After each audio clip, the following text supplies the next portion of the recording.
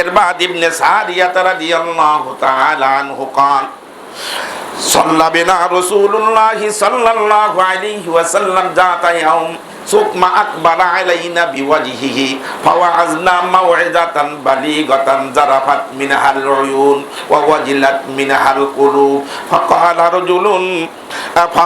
رجل يا رسول الله كأن هذه موعظة مودع فأوصنا قال أوصيكم بتقوى الله والسمع والطاعة وإن كان عبدا حبشيا فإنه من يعش منكم فسيرى اختلافا كثيرا فعليكم بسنتي وسنة الخلفاء الراشدين.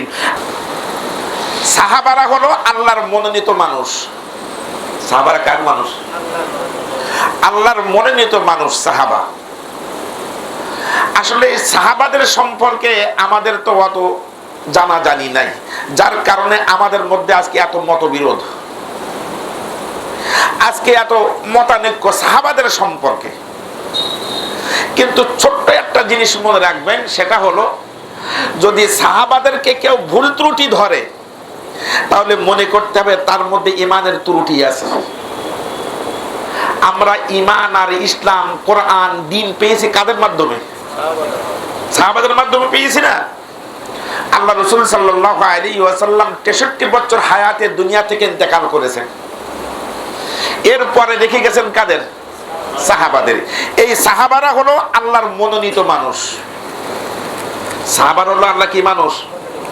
কেমন মনোনীত মানুষ? আল্লাহ পাক কোরআনের মধ্যে অসংখ্য জায়গায় সাহাবাদেরকে প্রশংসা করেছেন। সাহাবাদের কি করেছেন? প্রশংসা করেছেন। আপনার সূরা বাকারার 137 নম্বর আয়াত আল্লাহ বলছেন, তুমি যদি ঈমান আনতে চাও তো সাহাবাদের মতো ঈমান আনো। জোরে বলবেন না সুবহানাল্লাহ। তুমি যদি ঈমান আনতে চাও সাহাবাদের মতো কি এনো। সাহাবারা যেমন ঈমান আনছে, ওই ঈমানের মধ্যে কোনো শিরক ছিল না, কোনো ত্রুটি ছিল না।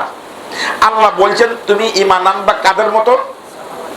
সূরা বাকারার 137 নম্বর আয়াতে আল্লাহ পাক বলেন, ফাইন আমানু বিমিসলি মা আমানতুম বিহি ফাহতাদাউ ফাকাদ ইহতাদাউ।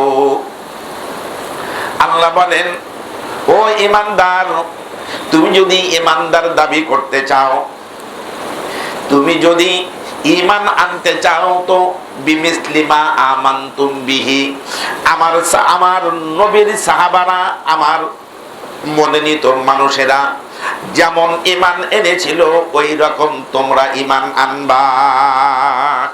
তার মানে আল্লাহ বোঝাতে চাচ্ছেন যে সাহাবাদের ঈমান হলো কষ্টি পাথর। সাহাবাদের ঈমান কি? কষ্টি পাথর। কষ্টি পাথরে যেমন স্বর্ণ রেখে স্বর্ণ মধ্যে খাত আছে কিনা, স্বর্ণের মধ্যে ভেজাল আছে কিনা, খাঁটি স্বর্ণ কিনা যেমন পরখ করা যায়, পরীক্ষা করা যায়, সাহাবাদের ঈমান এটা কষ্টি পাথর। তুমি ঈমান আনলে সাহাবাদের ঈমানের সাথে কষ্টি পাথরে তোমার ঘষণ দেওয়া লাগবে। যদি তুমি ঘষতে পারো তাহলে আল্লাহ পাক বলেন ফাকাদ ইহতাদাউ, তাহলে তুমি হেদায়েত পাইবা। কি পাইবা? কথাটা কার? সূরা বাকারার 137 নম্বর আয়াত আল্লাহ বলেন, ফাইন আমানু, যদি তোমরা ঈমান আনো তো বিমিসলি মা আমানতুম বিহি, আমার নবীর সাহাবারা, আমার মনোনীত মানুষেরা যেমন ঈমান এনেছিল, ওদের ওই কষ্টি পাথরের ঈমানের কষ্টি পাথরের সাথে ঘর্ষণ লাগিয়ে তোমার ঈমানটা তুমি শুদ্ধ করে নিবা। ওদের মধ্যে ঈমান আনতে হবে।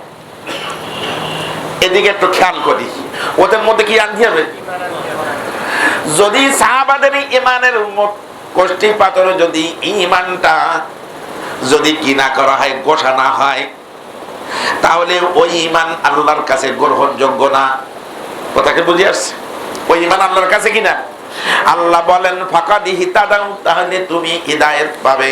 আল্লাহ পাক বলেন ওয়া ইন তাওয়াল্লাউ ফাইন্নাহুম ফি শিকাকিন, আর যদি তুমি মুখ ফিরায়া নাও, আর যদি তাহারা অর্থাৎ যারা সাহাবাদের ইমানের কোষ্ঠী পাথরের সাথে তার ইমানকে ঘর্ষণ করবে না, পরীক্ষা করবে না। যদি তার থেকে মুখ ফিরায় নাও, তাহলে তারাই আছে হটকারিতার মধ্যে।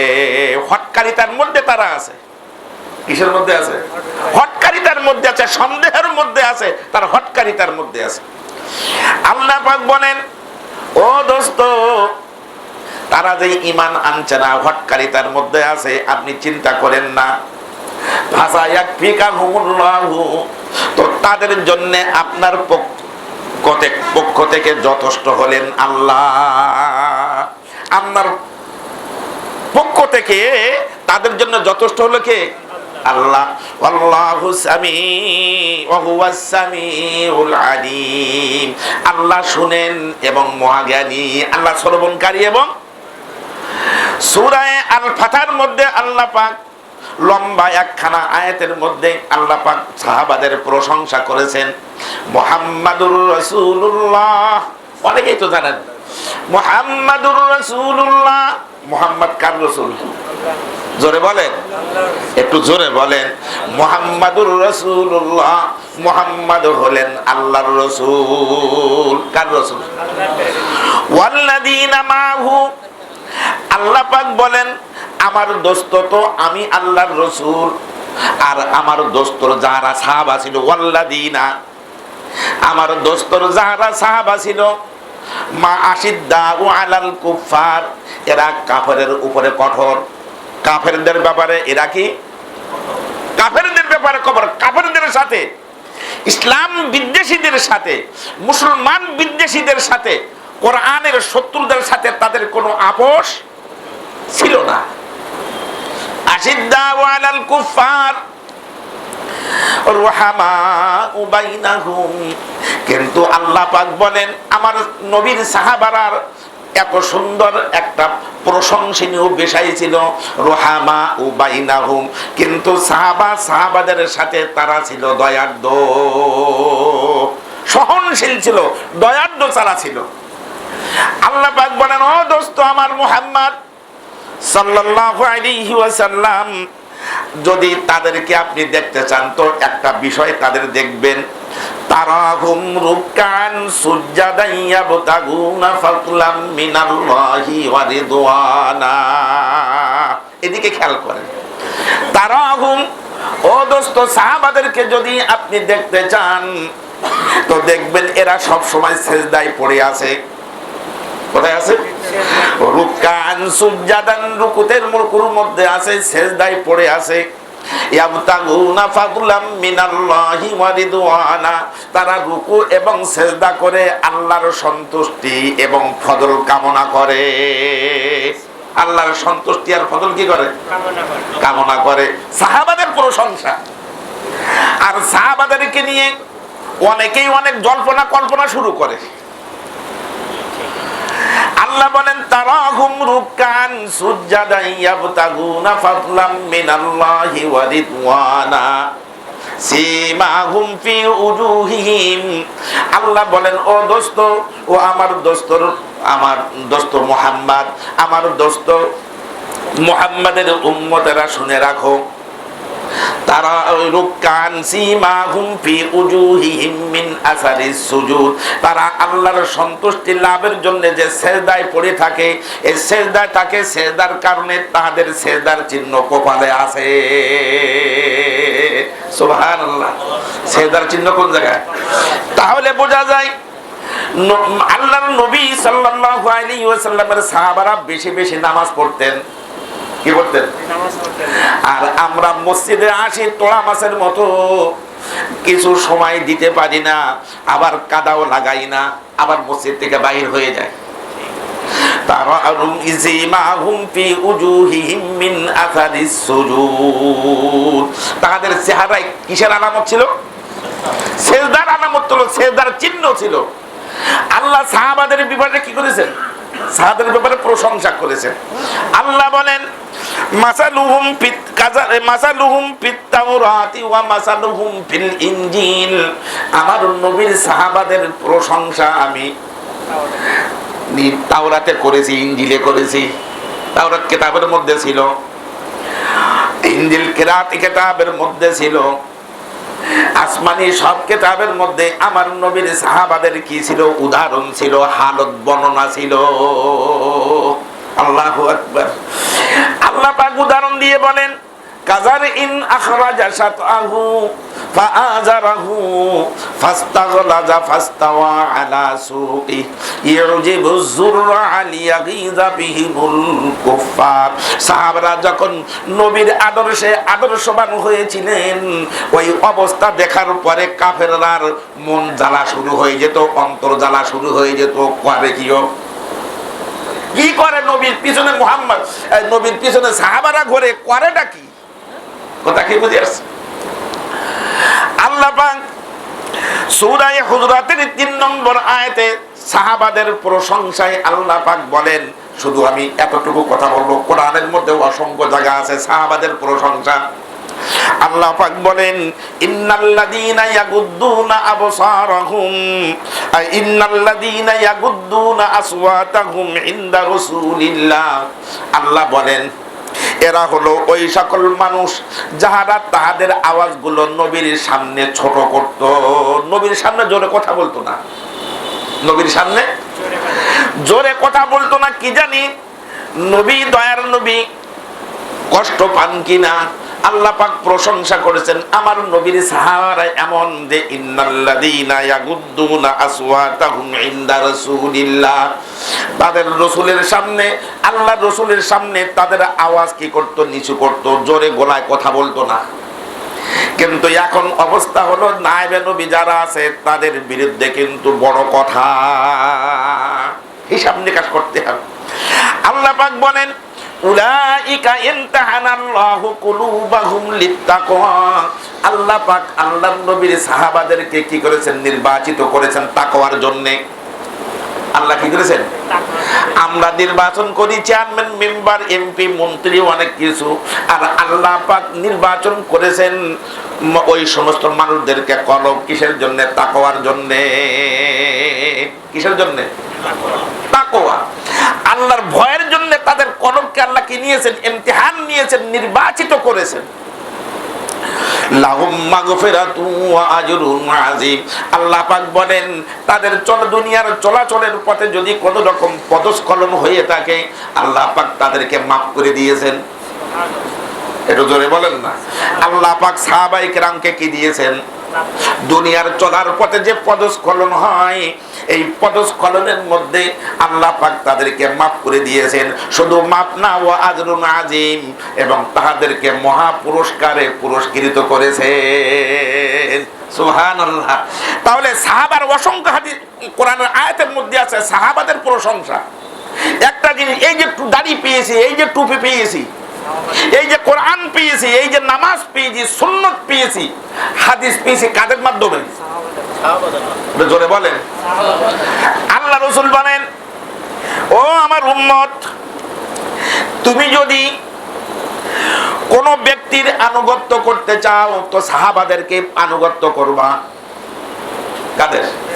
তুমি যদি কোন মানুষের আনুগত্য করতে চাও, কোন মানুষের কৃষ্টি কালচার যদি তুমি গ্রহণ করতে চাও, কোন মানুষের রীতিনীতি যদি তুমি গ্রহণ করতে চাও, তাহলে আমেরিকা না, এ না, ও না, বরং সাহাবাদের আনুগত্য, সাহাবাদের কৃষ্টি কালচার তুমি মেনে নিবা। যে হাদিসটি আহমদ মাসনাদে আহমদের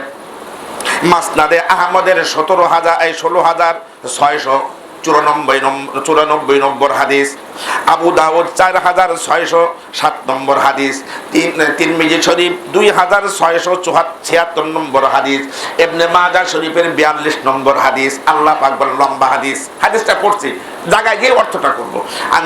আন ইরবাদ ইবনে সারিয়া রাদিয়াল্লাহু তাআলা আনহু قال صلى بنا رسول الله صلى الله عليه وسلم ذات يوم ثم أقبل علينا بوجهه فوعظنا موعظة بليغة ذرفت منها العيون ووجلت منها القلوب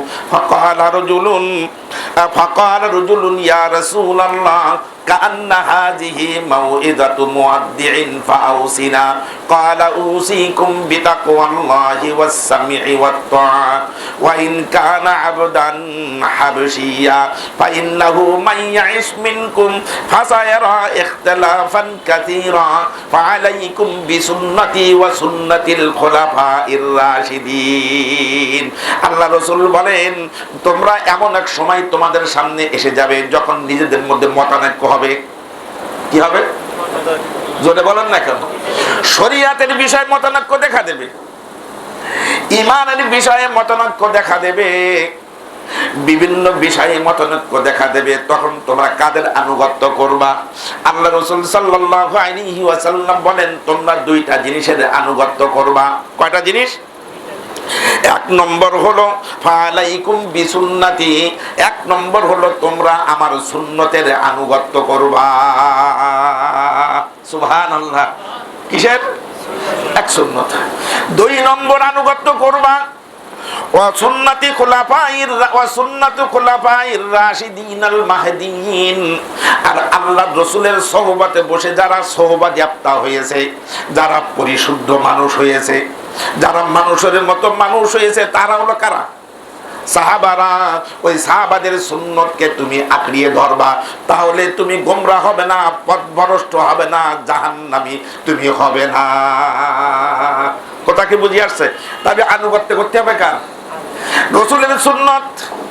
আরেকটা হলো সাহাবাদের সুন্নত। আরটা কি? আরেক হাদিসে মুসলিম শরীফ 6234 নম্বর হাদিসের মধ্যে আসছে, এই হাদিসটার পূর্ণ অর্থ করব আমি। عن أبي بردة رضي الله تعالى عنه عن أبيه قال صلينا المغرب مع رسول الله صلى الله عليه وسلم। আবু বুরদা তার বাপের থেকে বর্ণনা করেন রাদিয়াল্লাহু তাআলা আনহু, তিনি বলেন সাল্লাইনাল মাগরিবা মা রাসূলিল্লাহি সাল্লাল্লাহু আলাইহি ওয়াসাল্লাম, আমরা একদিন মদিনার মসজিদে রাসূলের পিছনে মাগরিবের নামাজ পড়লাম। কিসের নামাজ? আপনারা কি বুঝতে পারতেছেন? মাগরিবের নামাজ পড়লাম, মনে রাখবেন, মাগরিবের নামাজ পড়লাম। সুম্মা কুলনা, মাগরিবের নামাজের পরে সুন্নত পড়ে নফল পড়ে তখন আমরা কজন বলা বলি করতে লাগলাম। জালাসনা হাত্তা নুসাল্লি মাহুল ইশা, আমরা মসজিদ থেকে বাহির হব না, আমরা রাসূলের পিছনে ইশার নামাজ পড়ব। কার পিছনে? আল্লাহু আকবার। আমরা যদি রাসূলকে পেতাম, তারা পেয়েছেন, তারা তো কোষ্ঠী পাথরের মানুষ। বলতেছেন যে আমরা মাগরিবের নামাজ পড়লাম, ঈশার নামাজ পড়া পর্যন্ত রাসূলের পিছনে নামাজ পড়বো বলে আমরা মসজিদে বসে থাকবো, মসজিদ থেকে বাইরে হব না। এই বলে ফাজালাসনা, আমরা মসজিদের মধ্যে বসে থাকলাম। আর আমরা সময় পাইলে তো বাজারেই যাই। মসজিদ পছন্দ করি না, বাজার পছন্দ করি।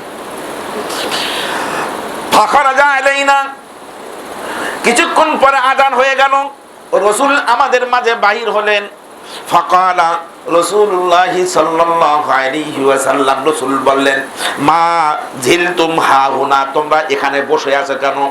মাগরিবের নামাজ থেকে এই পর্যন্ত এখানে বসে আছো কেন? তখন ফাকুলনা ইয়া রাসূলুল্লাহ, তারা বললেন, আমরা বললাম হে আল্লাহর রাসূল, আমরা পরামর্শ করলাম কজন মাগরিবের নামাজ পড়েছি আপনার পিছনে, মাগরিবের ঈশার নামাজও আপনার পিছনে পড়বো, তাই বসে আছি। ক্বালা, রাসূল তাদের বক্তব্য শোনার পরে বললেন, আহসানতুম, তোমরা একটা উত্তম কাজ করেছো। কি কাজ?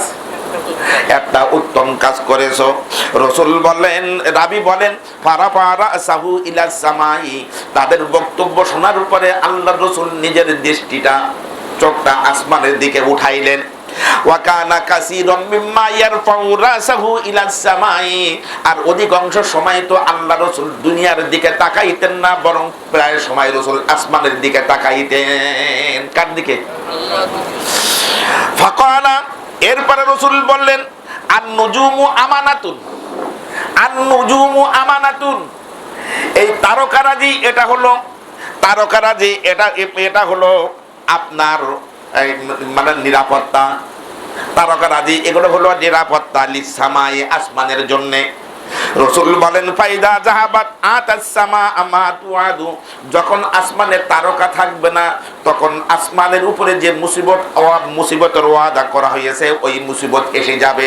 তার মানে আসমানে যখন তারকা থাকবে না আর আল্লাহ দুনিয়া রাখবেন না, কিয়ামত এসে যাবে। কথা কি বুঝে আসছে?